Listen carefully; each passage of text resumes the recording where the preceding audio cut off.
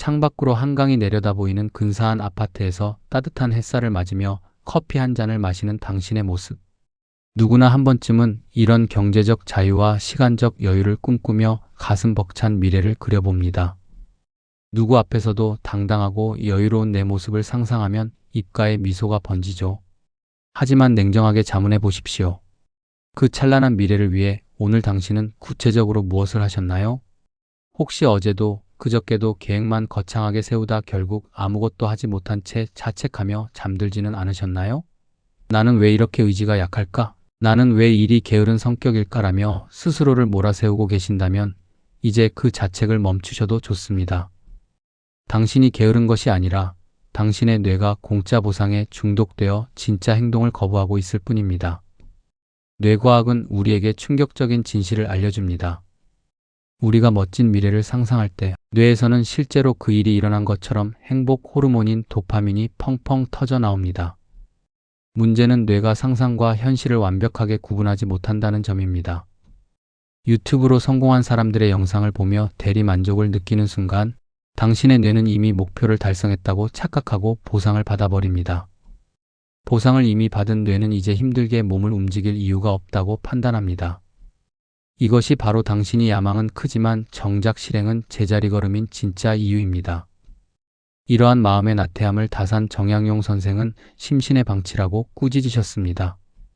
선생은 유배지라는 지옥 같은 환경 속에서도 타오르는 열정만 앞세우는 제자들을 향해 마음만 앞서고 발을 떼지 않는 것은 구름만 보고 비를 기다리는 것과 같다고 하셨습니다. 선생은 말씀하셨습니다. 근심과 걱정에 휩싸여 스스로를 학대하는 것은 하늘이 준 귀한 생명을 낭비하는 일이다. 원대한 꿈을 가졌다면 그것을 입으로만 논하지 말고 지금 당장 손끝으로 실천하라. 선생에게 실행력이란 단순히 부지런함의 문제가 아니라 내 삶의 주권을 나약한 본능으로부터 되찾아오는 고결한 투쟁이었습니다. 오늘 지혜와 깨달음에서는 당신의 뇌가 당신을 속이는 3가지 메커니즘을 낱낱이 파헤치고 정약용 선생의 엄격한 자기 수양 철학을 결합하여 인생을 바꾸는 구체적인 시스템을 전해드리겠습니다. 의지력이라는 한정된 자원에 매달리지 마십시오. 대신 뇌의 작동 방식을 이용하는 영리한 전략이 필요합니다. 2개월에서 3개월이면 충분합니다. 선생의 가르침처럼 작은 실천이 모여 큰 산을 이루듯 당신의 뇌를 실행하는 뇌로 개조하는 여정을 시작하겠습니다. 당신의 야망이 단지 머릿속의 환상으로 끝나지 않도록 이제 그 무거운 몸을 일으켜 진짜 보상을 향해 나아갈 힘을 얻게 될 것입니다. 당신이 새로운 결심을 하고 행동하려 할 때마다 온몸이 천근만근 무거워지고 갑자기 딴짓이 하고 싶어지는 경험 누구나 해보셨을 겁니다. 구시의 책을 읽기로 마음먹었는데 갑자기 목이 마르거나 화장실이 가고 싶고 유튜브 알림 하나에 정신이 팔려 1시간이 훌쩍 지나가 버리죠. 이것은 우연이 아닙니다. 당신의 뇌가 당신을 다시 소파 위로 되돌리려고 온갖 방에 신호를 보내고 있는 것입니다. 뇌과학은 이를 생존 본능이라고 부릅니다. 수만 년 전 우리 조상들에게 변화란 곧 죽음과 직결되는 위험이었습니다. 낯선 길로 가면 맹수를 만날 수 있었고 평소와 다른 음식을 먹으면 독초일 수 있었죠. 그래서 뇌는 어제 한 대로 오늘도 하는 것이 가장 안전하다는 철칙을 세웠습니다. 뇌는 당신이 빌딩 주인이 되거나 대단한 성공을 거두는 것에는 눈꼽만큼도 관심이 없습니다. 오직 어제처럼 오늘도 살아남는 것, 그것만이 뇌의 유일한 목표입니다.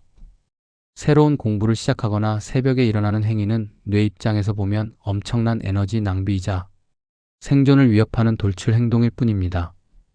그래서 당신이 의욕을 낼 때마다 뇌는 위험해. 에너지를 아껴야 해. 원래대로 돌아가. 라고 소리칩니다. 다이어트 3일째에 유독 치킨 냄새가 간절해지고 운동을 가려는데 갑자기 몸이 아픈 것 같은 느낌이 드는 것도 모두 뇌가 당신을 예전의 편안한 감옥 속에 가두려는 교묘한 속임수입니다. 뇌는 당신의 성공보다 당신의 안락함을 원합니다. 이러한 마음의 요동과 본능의 저항을 다산 정약용 선생은 항심, 즉 변하지 않는 굳건한 마음의 부재로 보셨습니다. 선생은 유배지라는 지옥 같은 환경 속에서도 매일 아침 흐트러짐 없이 일어나 책상 앞에 앉으셨습니다. 선생은 말씀하셨습니다. 사람의 마음은 가만히 두면 저절로 낮은 곳, 즉 편안함과 게으름의 구렁텅이로 흐르기 마련이다. 이를 막기 위해서는 날카로운 칼로 도려내듯 매 순간 자신을 경계해야 한다. 선생에게 변화에 저항하는 본능은 극복해야 할 산이었으며 어제와 다른 오늘을 사는 것만이 진정으로 살아있는 인간의 도리라고 가르치셨습니다. 선생은 나태함은 독약과 같아서 한번 맞들이면 뼈를 녹이고 정신을 흐리게 한다고 경고하셨습니다. 당신이 만약 무언가를 시작하려 할 때마다 자꾸만 주저앉게 된다면 정약용 선생의 이 서늘한 꾸짖음을 기억하십시오. 천하에 못할 일은 없다. 오직 제 마음의 핑계에 속아 넘어가는 나약한 인간이 있을 뿐이다. 뇌가 당신에게 피곤해 내일부터 해라고 속삭일 때 그것이 당신을 보호하려는 게 아니라 당신을 퇴화시키려는 낡은 본능의 목소리임을 깨달아야 합니다. 이제 뇌가 당신을 지배하게 두지 마십시오. 당신이 먼저 당신의 주인이 되어 명령하십시오. 선생이 마비된 다리를 끌면서도 수백 권의 저서를 남기며 조선의 정신을 다시 세웠듯 당신도 이제 뇌의 저항을 짓누르고 당신이 가고자 하는 길로 당당히 나아가시길 바랍니다. 우리가 밤마다 내일부터는 독하게 살겠다고 다짐하며 거창한 계획을 세울 수 있는 이유를 아십니까? 역설적이게도 그 고통을 감내해야 할 주체가 지금의 내가 아닌 아주 먼 타인처럼 느껴지기 때문입니다. 뇌과학의 흥미로운 지점은 우리 뇌가 10년 후의 나를 나라고 생각하지 않는다는 점입니다.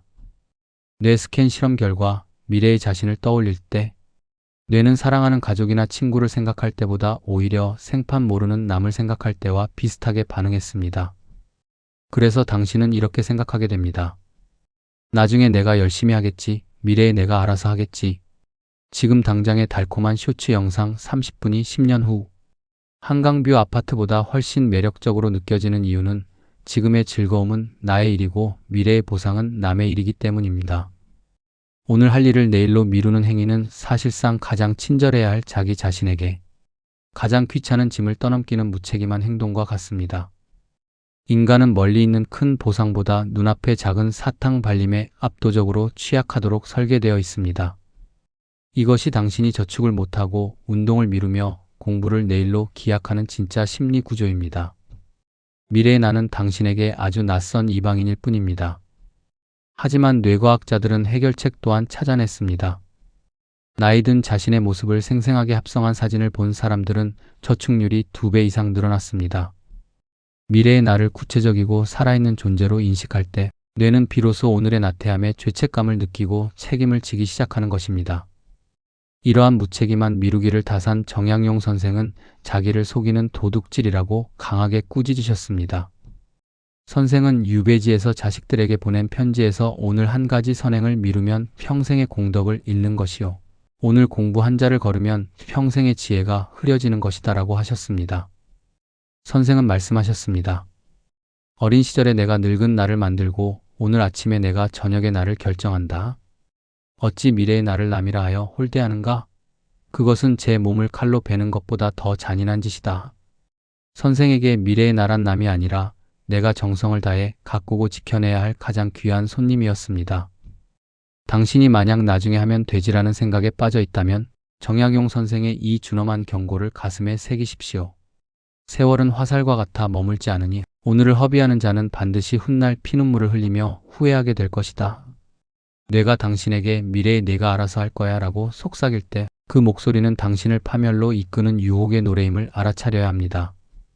3개월 후 영어로 유창하게 대화하는 내 모습, 1년 후 통장에 돈이 쌓여가는 내 모습을 추상적 개념이 아니라 당장 눈앞의 현실처럼 생생하게 그려보십시오. 미래의 나를 남이 아닌 나로 받아들이는 순간 당신의 뇌는 오늘이라는 시간을 가장 밀도 있게 쓰기 시작할 것입니다.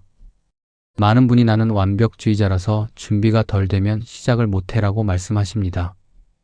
하지만 뇌과학은 이 우아한 변명 뒤에 숨겨진 추악한 진실을 폭로합니다.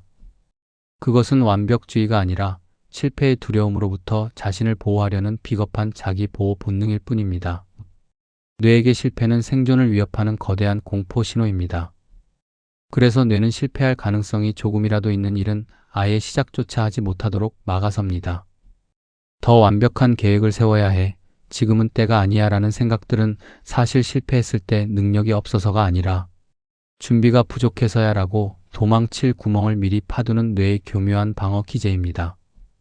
완벽을 핑계로 머뭇거리는 동안 당신은 실패하지 않을지는 모르나 동시에 단 한 걸음도 성장하지 못합니다.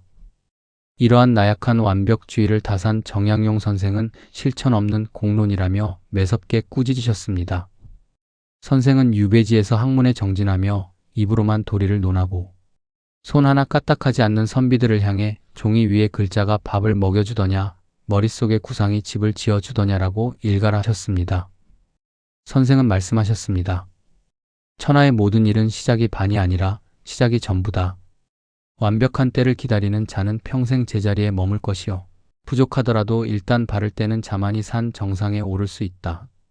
흠집 없는 옥을 만들려다 옥 전체를 버리는 우를 범하지 마라.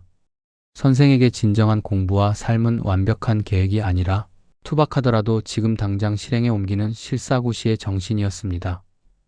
실제로 성공한 사람들의 시작은 결코 완벽하지 않았습니다. 실리콘밸리의 격언처럼 완벽함보다 완료가 낫다는 말이 정답입니다. 일단 세상에 내놓고 비참하게 깨지며 수정해 나가는 것만이 유일한 성장의 길입니다. 정약용 선생 또한 허물이 있음을 두려워 말고 허물을 고치지 않음을 두려워하라고 하셨습니다. 당신이 준비가 덜 됐다며 주저앉아 있을 때 누군가는 엉성한 결과물이라도 세상에 던져 피드백을 받고 한 단계 앞서 나가고 있습니다. 뇌가 당신에게 실패하면 망신이야, 더 준비해라고 속삭일 때 그것이 당신을 보호하려는 다정한 목소리가 아니라 당신을 영원히 가두려는 쇠창살임을 깨달아야 합니다. 당신이 만약 시작의 문턱에서 망설이고 있다면 정약용 선생의 이 서늘한 가르침을 기억하십시오. 실패는 부끄러운 것이 아니다. 진정으로 부끄러운 것은 실패가 두려워 아무것도 시도하지 않는 그 비겁한 마음이다. 뇌의 공포 반응에 굴복하지 마십시오. 완벽한 계획표를 짜는데 에너지를 낭비하지 말고 당장 펜을 들고 첫 문장을 쓰십시오. 투박하고 조잡한 시작일지라도 그것이 당신을 목적지로 데려다줄 유일한 길입니다.